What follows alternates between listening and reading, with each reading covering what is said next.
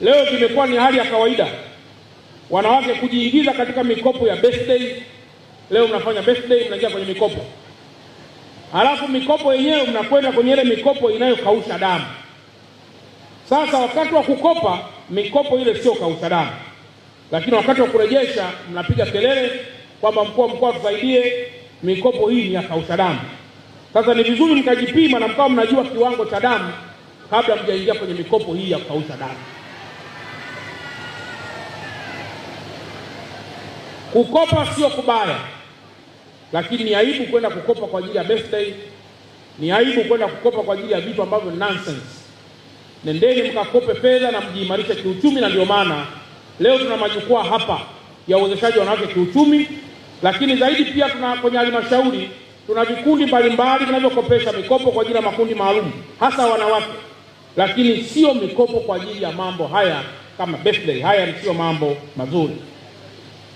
Lakini jambo jingine pia, sisi wanaume wote na wanawake wote tuliozaliwa na wanawake, tunapobarikiwa kuwa na maisha mazuri, hebu tujitahidi sana kubadilisha hadhi ya mama zetu. Leo hapa mjini hapa Dar es Salaam hapa unakuta mtu amepanga nyumba analipa milioni 8 kwa mwezi, lakini ukienda kuangalia maisha ya mama yake, maisha yako duni kabisa, anahangaika hata kujitibia hospitali. Ndugu zangu wanawake mliotuzaa sisi vijana na yote aliyezaliwa na tumbo la mwanamke, Mungu anapokujalia kuwa na maisha bora, nendeni mkabadilishe maisha ya wazazi, lakini hasa maisha ya mwanamke aliyekubeba miezi 9 kwenye tumbo lake. Lakini jambo jingine, ndugu zangu wanawake, kumekuwa kuna wimbi kubwa sana la kuigana katika maisha yetu, na hasa hapa mjini.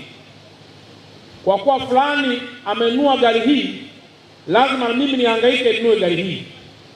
Sasa tumepata wimbi pia kubwa la wanawake wachache wanaingia kuwa hata matapeli kwa sababu ya kung'ang'ania maisha ambayo sio ya kwako. Naomba niwaeleze wanawake kwamba ninyi ni taswira ya taifa letu. Tunaombeni sana, fanyeni kitu kulingana na uwezo ulionao sasa. Ukifanya vitu kulingana na uwezo wako, hautaona aibu kwa jambo lolote, kwa sababu unachokimiliki ni chako. Na mwisho wa siku ukianza kuyaishi maisha sio yako, yatakutesa bure, na mwisho utashindwa kuwa na malezi mazuri kwa watoto ambao Mungu amekujalia. Kwa hiyo nimeona pia niyaseme haya, ndugu zangu wanawake, kwa sababu dunia hii